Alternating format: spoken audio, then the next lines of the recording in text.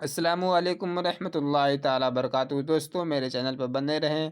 میں آج کی ویڈیو میں بتانے والا ہوں، اگر آپ کی پریشانی مصیبت آنے والی ہے تو مصیبت بھی دور ہو جائے گی۔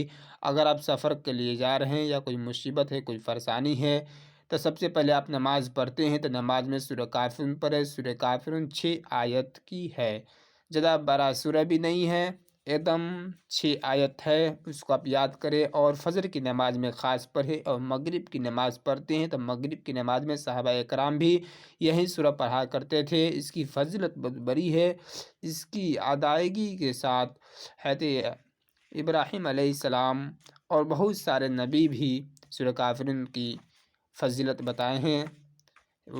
وقت نہیں ہے آپ لوگ کی ہم بتا سکتے ہیں، لیکن پھر بھی آپ کی کوشش کیے ہیں ہم سورہ کافرون آپ لوگ کی فضیلت اس کی بیان بتا دیں۔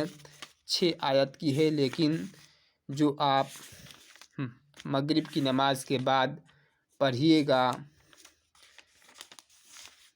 سنت میں پہلے سورہ کافرون پڑھے، اس کے بعد سے سورہ فلق پڑھے یا سورہ اخلاق پڑھے، جو آپ کو اچھا کرے پڑھے، لیکن شرط ہے سورہ کافرون پڑھے۔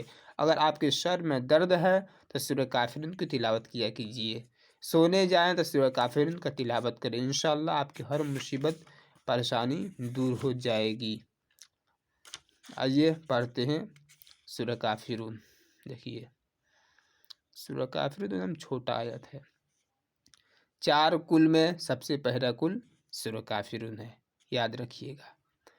اعوذ باللہ من الشیطان الرجیم، بسم اللہ الرحمن الرحیم، قل یا ایہا الکافرون لا اعبد ما تعبدون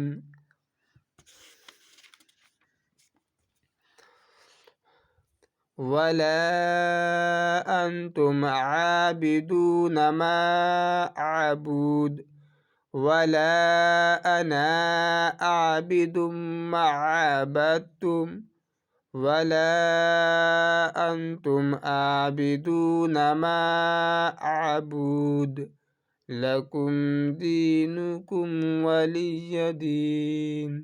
انشاءاللہ اس سورہ کافرون کو آپ ضرور یاد کیجیے اور اس کی فضیلت جاننے کی کوشش کریں۔ انشاءاللہ پھر ملتے ہیں اگلا ویڈیو میں۔ خدا حافظ۔